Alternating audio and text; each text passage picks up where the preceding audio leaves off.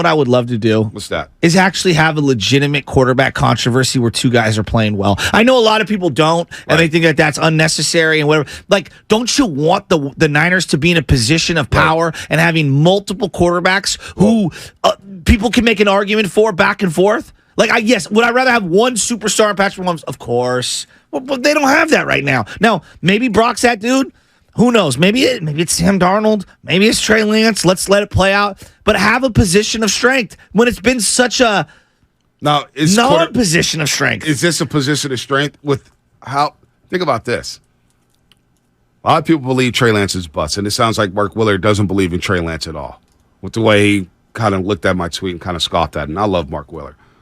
But if Trey Lance is not any good, and Sam Darnold is who he is from the last 5 seasons coming out of USC, is quarterback a position of strength? You're going to have 3 quarterbacks with names. Like Trey Lance has a name now because he was a top 5 pick. Sam Darnold has a name because he was a top 5 pick. Brock Purdy was really good over the last 8 games last season and helping the Niners when they get to the NFC Championship game. But is quarterback a position of strength right now for the Niners? Well, I think there's a lot of unknowns at the position. Like you talk, like my cousin's an Eagle fan, and he's like, "We'll see on Brock Purdy." Which I think is a fair point of view, right? Which is a fair point of view. You talk to, Rams fans, because I was talking to some of these Rams fans recently at one of these baseball tournaments, and they're like, we'll see.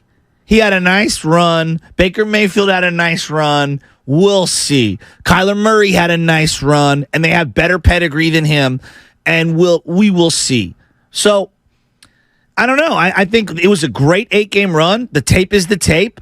But we've seen guys have great moments or fall back down to earth. We've seen guys have good seasons, bad seasons. Yep. I mean, just this last year, after multiple MVPs, I saw Aaron Rodgers look very mortal. Terrible. Very mortal. And you know what? He had weapons. I mean, Tom Brady, in the last year in New England, looked very mortal. Looked bad. And then he goes to Tampa Bay and looked completely different. And those are the all-time legends. Right. Those are the all-time legends. I'm sorry, 510. Positivity. I'm positive in Trey Lance. Which is why I tweeted out, I'm still riding with this guy. Because I have the mindset that it could still work out with him. I'm not as positive with Sam Darnold. I'm sorry. The film don't lie. Now let's see how he looks. A lot of people may say he looks better at OTAs. I don't really care about OTAs. I care about what happens at training camp. Can we talk about practices? It's shorts and jerseys. Well, no, even if it's 11 on 11. Shorts and jerseys. I kind of want to have this conversation. Spring football practice, trust me, man.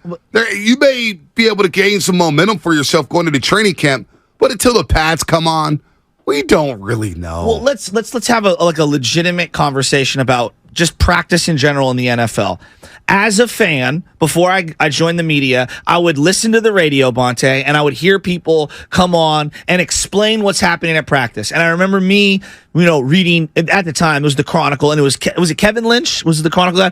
Kevin Lynch, and it would be like, Alex Smith was 9 of 12 for a touchdown and an interception in, red zone opportunities or whatever. And I'm like, oh my God. And then it'd be like, Tim Rattay was 15 of 21, and I would be like hanging on every single thing, right? And now that I've been to a bunch of these practices multiple years in a row, not that I'm an expert, I'm not pretending to be some expert, but now I have a lot more context and I understand things from a different perspective. Let's start here. Guys are coming on and off the field, whether it's 11 on 11s, whether it's drills, and things are happening so fast. There's like 6 or 7, if it's drills, 6 or 7 drills happening all at one time. So a handful of people might have one angle watching one drill, while another handful of people are in another corner watching another drill. Then they come together, and let's say they're doing 7 on 7s, or they're doing 11 on 11s. The media gets sometimes bunched up in one area, and because of the way that they protect practice, and I don't think you have a great angle 9 times out of 10. That's just me being honest. Like, the angles are tough. And so what I'm saying is that as he's writing, they're doing the best they can. I'm defending the beat writers here.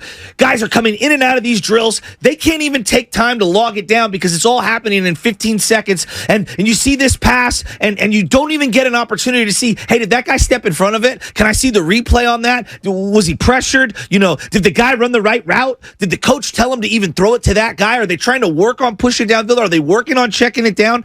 There's so many things happening so fast to live and die on every pass and what the stats are, it's a fool's errand. And I'm learning the hard way as I'm learning more about the industry that when you go to practice, there's stuff you can learn, but there's also a lot that's really hard to digest. Well, number one, you don't know what they're working on in the huddle. That's number one. You're not in the huddle. Media members aren't in the huddle. Fans aren't in the huddle. So you don't know what plays or who's the primary, who's the secondary read. You have no idea.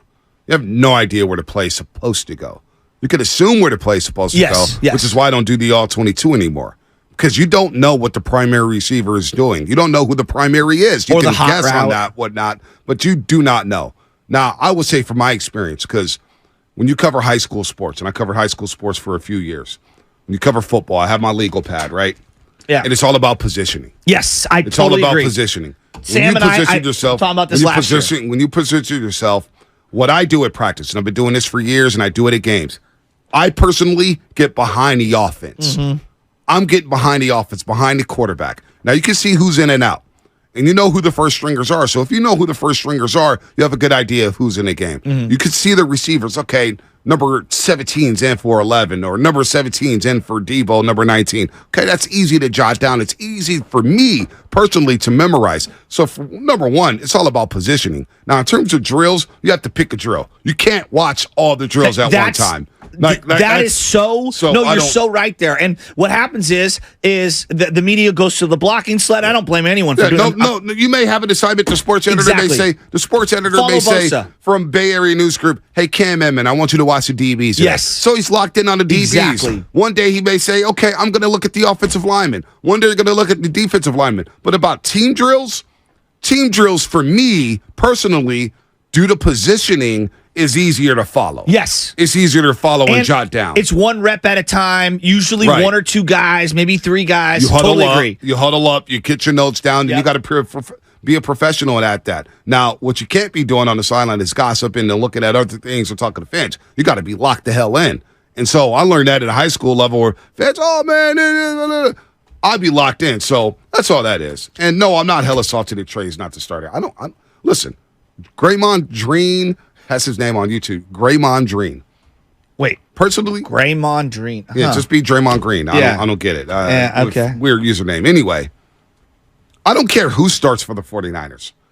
I want a Super Bowl. Well, you walked into Philadelphia with Brock as a starter, ear-to-ear grin, ready to go at it and go to the Super Bowl. I don't think people understand that. I flew down to Dallas to watch Jimmy Garoppolo almost throw up all over himself and scare the living daylights out of every Niner fan in the fourth quarter. Yeah, at one point you were his biggest supporter. At one point I was his biggest cheerleader, no doubt. I just won a Super Bowl, though. That's all you I don't care. Like if Sam Darnold became the guy who helped the Niners win a Super Bowl, I'm all for it. If Josh Johnson won that game, Bonte would have had a 17 Josh Johnson jersey the very next week. I don't know about that. I think you're pushing it too far. But all I'm saying is, why is the narrative and the goalpost changing for Trey Lance when we don't use the same data or the same criteria for Jimmy Garoppolo or Sam Darnold? Why is it moving for Sam? Because he has much higher expectations. In the same way, Jimmy, when he signed the big contract, the expectations flipped completely for him because of draft status and the capital they used to get him and all of the hype and everything around him. Fair or not, the expectations are through the roof. And I think that it's going to be very difficult for him to ever exceed those expectations. But Jimmy Garoppolo, you hear this about 2021. How did he lose his job? He took the Niners to the NFC Championship game against the LA Rams. Now, again, Trey Lance helps you win the Texan game just to have a shot at going to the playoffs. Jimmy Garoppolo at one point was down 17-0, and he gets credit for helping the Niners rally in that football game against LA and winning in overtime. He was awesome in the second half, but he threw one of the worst red zone picks I've ever seen in my life, and Jalen Ramsey almost picked him off a second time. Yeah, and should have picked him off a second time. I mean, I love how we just forget seminal moments in games where Jalen Ramsey's literally like, he's throwing it at me, and he's like shaking his head. Jalen Ramsey was so sick. Kyle Shanahan was scared to throw the football in the fourth quarter of that Dallas game. He was scared to empower a veteran quarterback in that Dallas game. I told you. In the fourth quarter. That was when I saw Michelle's Uncle Danny, and he hates when I call him Uncle Danny, throw a hat in disgust like it was the 1940s. He goes, no, Jimmy, rips his hat off and fires it at my television. I didn't even know that was an expression of anger. I looked up at the roof and I say, God, please help me.